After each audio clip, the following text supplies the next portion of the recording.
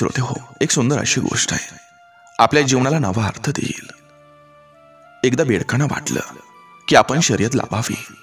आपल्याला असं काय कमी की आपण या भल्या मोठ्या टॉवरवर चढू शकत नाही. सतत काय या डबक्यात राहायचं. आपण चढू, उंचावरून जग पाहू, उंच जाऊ. सगळे बेडूक ठरवतात की शर्यत लावायची. माणसांना आणि इतर प्राण्यांना ही बातमी समजते.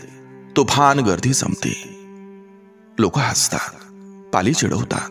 इतकंच काय, उंदीर, घोशी, नागतोडे, गांडूळ सुद्धा म्हणतात की डबकं सोडून जाऊ नका, तुमच्यानं काही होणार नाही, उगच पडाल, फुकट मराल. पण बेडकं काही ऐकत नाहीत. स्पर्धा सुरू होते. एटुकले बेडूक उड्या मारत चालायला लागतात. पण मागून सतत कानावर आवाज येतो, अरे पडाल, अरे नाही जमणार तुम्हाला, अरे कशाला जाता. तरी बेडकं पुढं जातात, चालत राहतात. टॉवरवर चढायला लागतात. कानावर आवाज येतोच, अरे पडाल बाबानो, अरे जाऊ नका. एक एक करत बेडकं खाली पडायला लागतात, रडतात, हारतात. एक बेडूक मात्र सर सर चढत टॉवरवर चढतो. वर जाऊन पाहतो.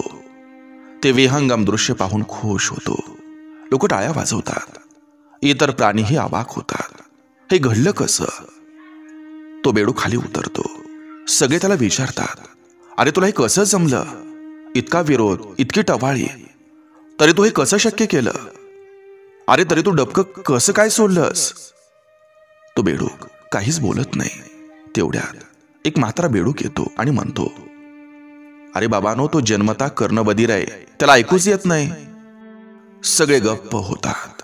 त्यावर तो म्हातारा बेडूक बाकीच्या बेडकांना म्हणतो, टॉवरवर चढण्याची आस आणि डबकं सोडण्याची इच्छा असणं हे पुरेसं नाही.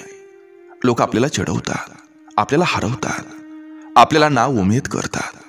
तेव्हा चालत राहण्याचं बळ हवंय. इतरांचं काम हे ऐकत बसाल तर तुम्ही डबकं कसं सोडाल.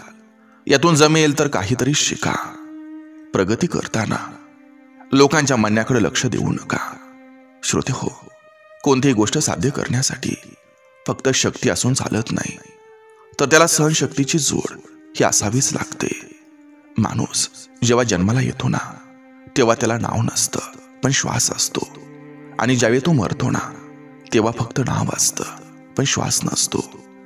नाव आणि श्वास यांच्यामधील अंतर म्हणजे आयुष्य असतं. म्हणून श्रोते हो, आयुष्यात असं काम करा की श्वास नाही राहिला तरी नाव राहिलं पाहिजे. बघा, पटतंय का.